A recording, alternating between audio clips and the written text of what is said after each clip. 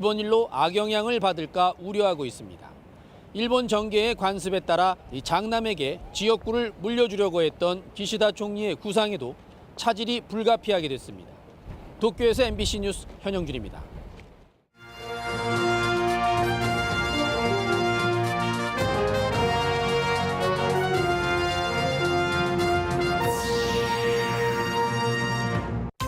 충청권 광역철도 노선 결정을 앞두고 청주 도심 통과 목소리가 높아지고 있습니다. 긍정적인 암시와 기대도 나오고 있습니다. 달콤한 꼬임으로 시작되는 미성년자 성착취 대부분은 마약과 폭행 등 끔찍한 범행으로 이어지는 경우가 더 많았습니다. 기획보도 이어갑니다. 한 병원의 간호조무사 실습생이 내부 인력 공백 사정을 외부로 알렸다가 심리적 압박에 극단적 선택을 했습니다. 가족 상복 시위를 통해 뒤늦게 알려졌습니다.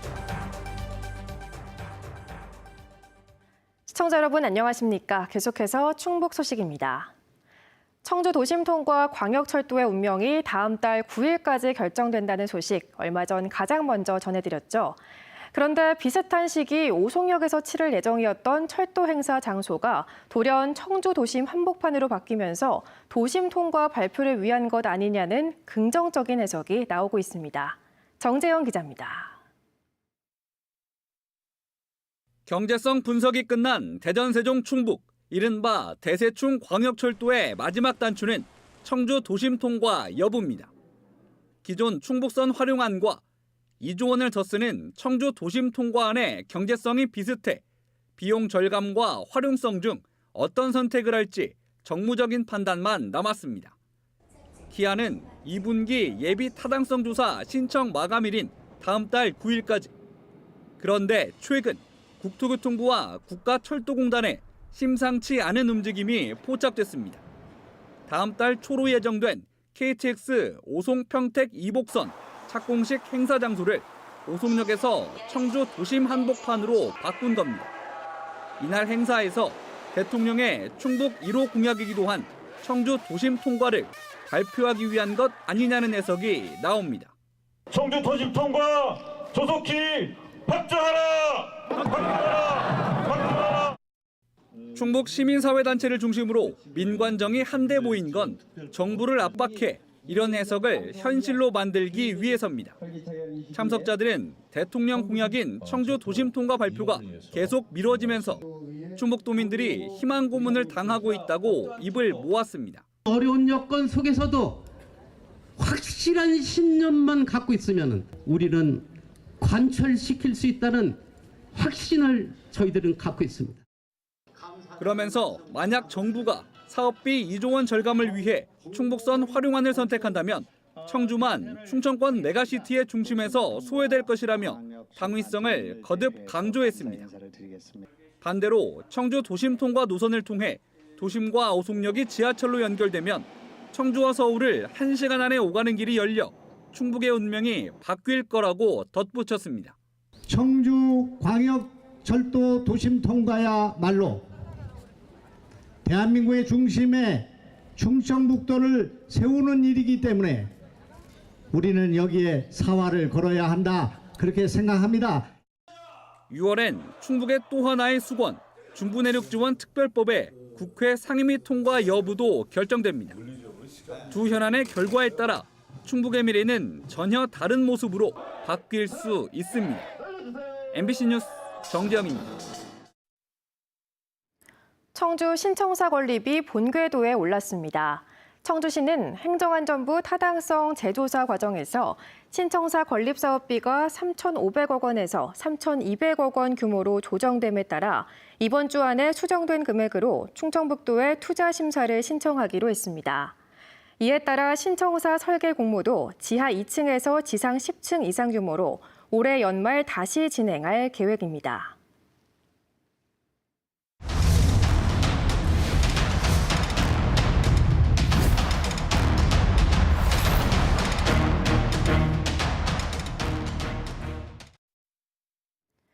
미성년자 성착취 문제를 집중 취재한 MBC 충북 기획보도 이어갑니다. 미성년자 성착취 사례를 보면 상당수는 단순 성착취를 넘어 폭행과 마약 등 더 잔혹한 범죄로 이어지는 경우가 많았습니다. 오늘은 판결문을 통해 본 아동 성착취의 이면을 짚어봅니다. 이채연 조미애 기자입니다.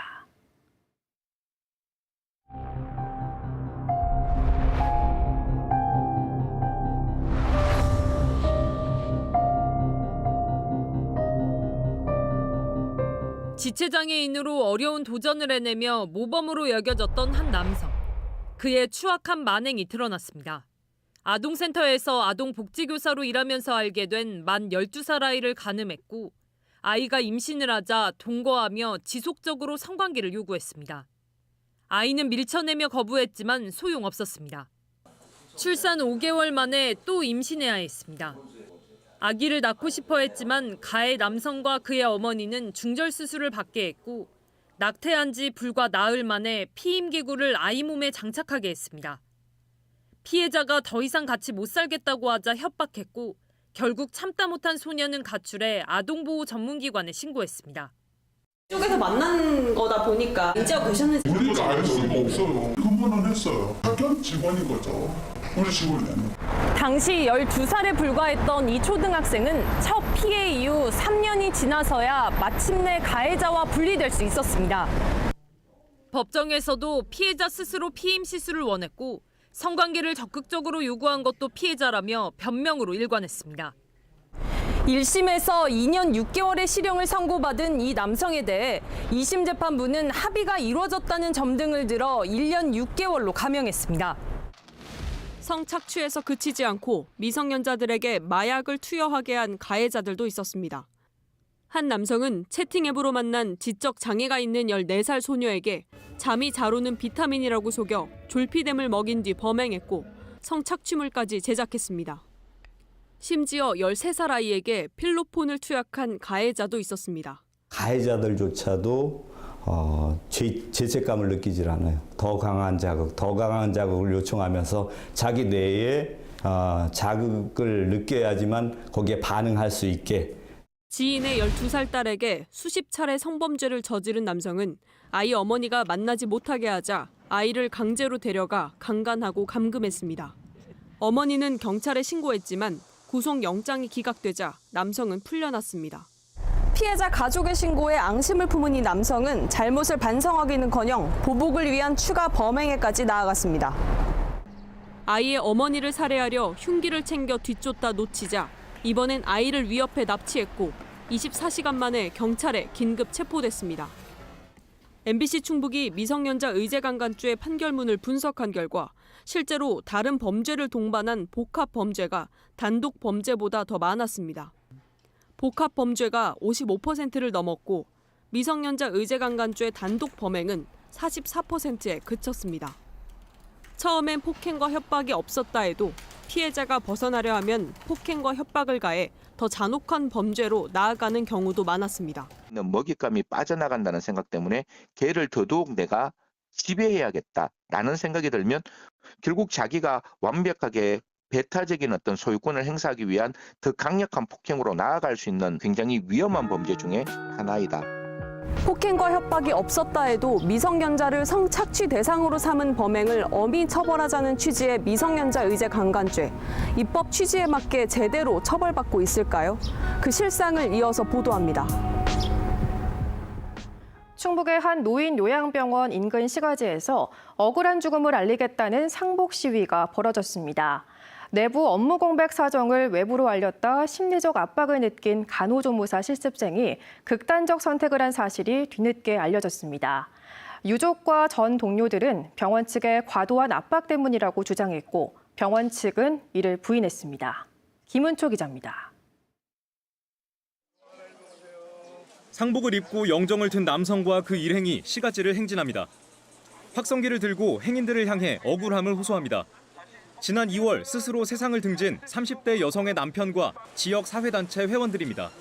살려내라! 살려내라! 아내가 숨지기 전까지 일했던 곳은 인근의 한 노인 요양병원. 간호조무사 실습생으로 들어갔다가 지난해 말 사흘 동안 실습생 4명 등 모두 5명이 30명 가까운 환자를 돌봐야 했습니다.